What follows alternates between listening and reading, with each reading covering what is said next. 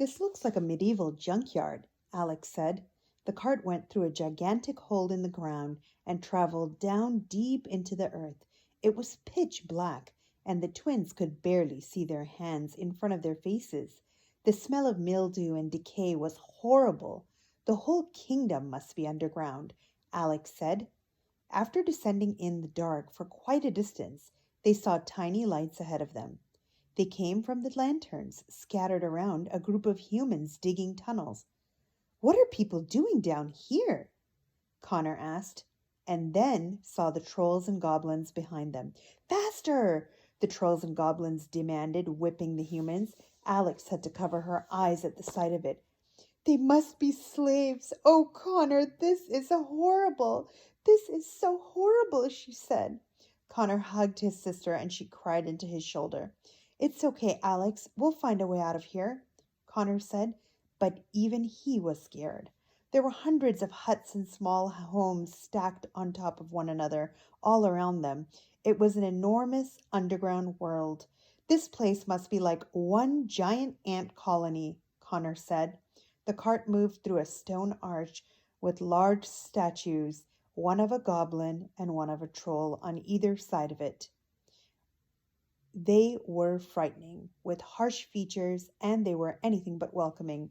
A sign carved into the arch read, "Be troll, be goblin, or be afraid." Most people just have welcome mats, Connor said. Past the arch was a long tunnel constructed of stones. The cart traveled through the arch, and a light could be seen at the end of the tunnel. There was much noise coming from the end of the tunnel, a combination of high-pitched laughter, rumbling conversation, and loud clanking. The twins were soon driven into a mass common room with hundreds of goblins and trolls spread everywhere on numerous levels. Some were even hanging from a chandelier. Everything was made of stone. They ate and drank from stone plates and goblets and sat on stone chairs at stone tables. They were served by other enslaved men and women. Each troll and goblin behaved in a worse way than the last. In the center of the chaos, on a platform overlooking the room, were two thrones. The Troll King sat in one, and the Goblin King sat in the other. A crown made of rock was on display directly between them, just above their heads, demonstrating that they equally shared power over the kingdom. They watched over their citizens with crude smirks, enjoying festivities around them. As the cart went through the room, many of the trolls and goblins hooted and hollered at the twins. Some threw bits of food at them. Alex and Connor held on to each other tighter than ever, both trembling with fear. The goblins and trolls were all grotesque and dreadful. They had warts and sharp teeth and horrible hygiene. They were the type of monsters Alex and Connor used to have nightmares about when they were younger. Sitting on the king's platform was a little troll girl, about the twins' age. She had a round face with a small snout, and her hair was worn in pigtails just below tiny horns. She was sitting with her head resting on her hands and seemed bored and lonely. She didn't appear at all interested in the activities around her. She looked up as the twins passed her and gasped when she saw Connor. This took him by surprise. "What is she looking at?" Connor asked. "Do you think she wants to eat me or something?" The cart turned a corner and descended down another long tunnel. They were so deep underground that they wondered if they would ever make it back to the surface. The cart entered a small and dim dungeon with a row of cells in it. Other slaves were imprisoned inside the cells. Men, women, children, and elderly alike. They all looked exhausted and were ghostly pale. They were all silent and cowered at the sight of Eghorn and Bobblewort steering the cart into the room.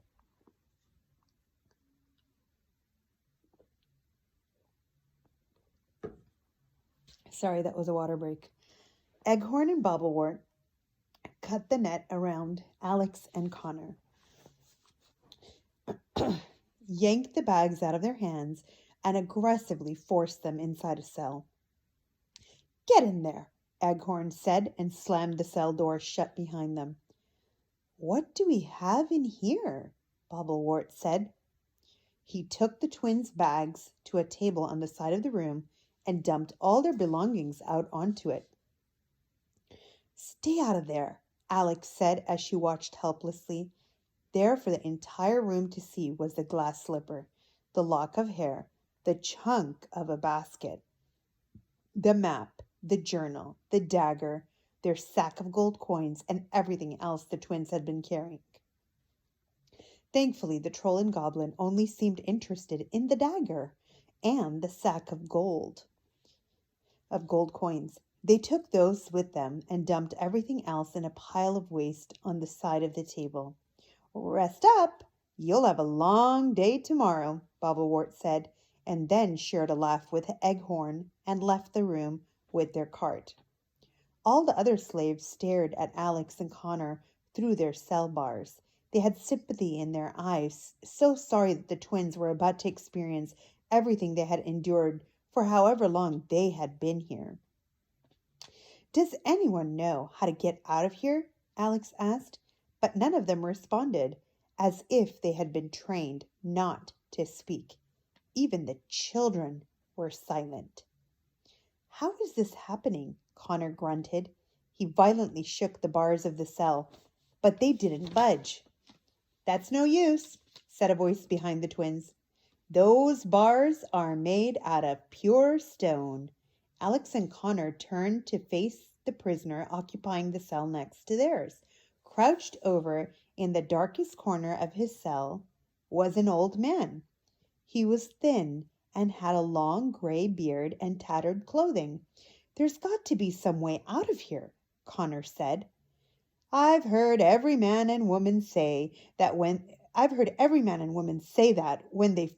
they're first brought here," the old man said, "but sadly there isn't." "How long have you been here?" Alex asked him. "Years," the man said. He leaned forward and the light fell on his face.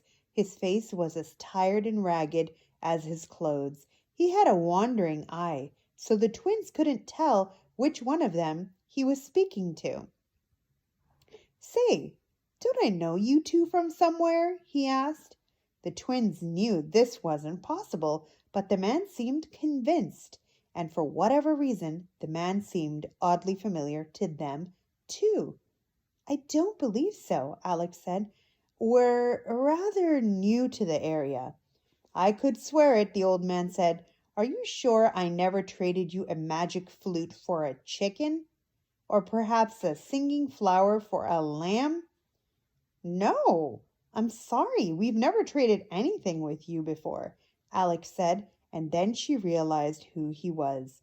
The wandering eye, the long beard, the raggedy clothing. Could it be? She pulled Connor aside. "Connor, he's the traveling tradesman, the one from the journal." Connor couldn't believe it. "Are you sure?" he asked. "Sir," said Alex, kneeling down to him, "are you by any chance the traveling tradesman?" The man had to think about it. Obviously, the years of enslavement had taken their toll on his mind. "Yes, I believe that is what they have called me," he said. He was happy to be reminded of a time when he was not a slave. The twins were so pleased to hear this. "Ask him if he knows what happened to the man who wrote the journal," Connor whispered into Alex's ear, and she nodded. "Mr. Tradesman," Alex said, "do you remember a man coming to you and asking about the wishing spell?" "The wishing spell?" the tradesman asked. At first it seemed he had no idea what she was talking about, but then recognition dawned on his face. "Why, yes, I do. He was one of the last customers I did business with before I was brought here. Silly lad, he talked about wanting to travel to another world, and I thought I was mad." "Did he ever make it?" Alex asked. "Did he find all the items of the wishing spell?" "I don't know," the tradesman said, and the twins slumped. I never saw him again, so it's possible. He looked up at them curiously. Why do you ask? The twins looked at each other. They didn't know what to tell him. Don't tell me you two are chasing after the wishing spell, too, he asked.